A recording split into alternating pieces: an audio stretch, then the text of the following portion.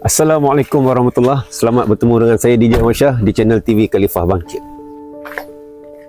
Salam Jumaat untuk semua. Anda ingat tak, sebelum kita dapat hidayat, bila kawan-kawan ajak pergi solat Jumaat, kita selalu bagi alasan, "Ish, aku bukan tak nak pergi, aku dah 2 minggu tak pergi. Minggu ketiga kalau pergi takut-takut jatuh kafir pula kan. Minggu ni kena pergi juga." Tapi tuan-tuan, sedarlah tuan-tuan, ada orang pergi solat Jumaat pun mereka tak dapat pahala Jumaat. Dalam satu mafhum hadis Nabi SAW, barang siapa datang solat Jumaat awal dapat pahala seolah sedekahkan seekor unta.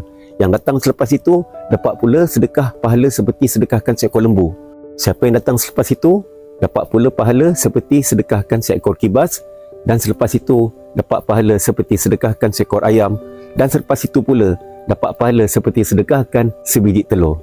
Namun begitu, apabila imam sudah naik mimbar untuk membaca khutbah, para malaikat yang mencatat kedatangan akan tutup buku kehadiran dan malaikat pun turut mendengar khutbah.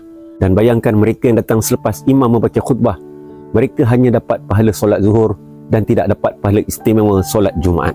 Jadi, jangan ulang perkara yang sama. Hari ini kita azam supaya kita datang awal, mandi awal di pagi Jumaat untuk mandi sunat Jumaat, bercukur misai, membersihkan diri apa saja yang patut, dan kita berwangi-wangian, pakai cantik antik seolah hari raya, dan kita datang awal, duduk di hadapan imam, dan ketika khutbah dibaca, dan sebaiknya kita pandanglah wajah khatib yang membaca khutbah.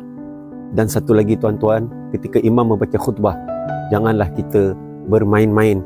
Bahkan kalau kita mengkuis-kuis batu sekalipun, jika sekarang zaman kita ada kapet di masjid, kita mengkuis-kuis kapet pun, dalam satu mafhum hadis Nabi SAW, itu pun merupakan satu perkara sia-sia dan sudah hilang pahala Jumaat.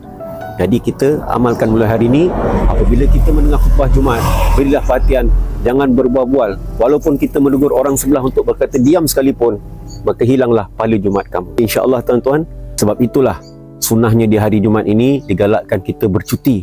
Jadi kepada majikan-majikan yang beragama Islam, sebaiknya berilah kelonggaran kepada pekerja-pekerja yang beragama Islam supaya bercuti hari Jumaat, supaya boleh amalkan sunnah-sunnah di hari Jumaat dan dapat datang awal di hari Jumaat. Dunia ini hanya sementara, apa kita nak kejar? Kaya ke, miskin ke, semua orang akan mati. Yang penting kita akan bawa iman dan amal sempurna untuk menghadap Allah SWT, terutama di hari Jumaat. Jadi insya-Allah mulai hari ini, jangan siapa lagi hilang pahala Jumaat. Datang awal dan berilah perhatian untuk khutbah, terutama adik-adik yang bersekolah. Ketika khutbah dibaca, janganlah berbual-bual atau bermain-main dengan telefon. InsyaAllah apa yang dapat kita dengar, kita amal dan kita sampaikan. Daripada saya DJ Ahmad Shah, TV Khalifah Bangkit, apalah sangat.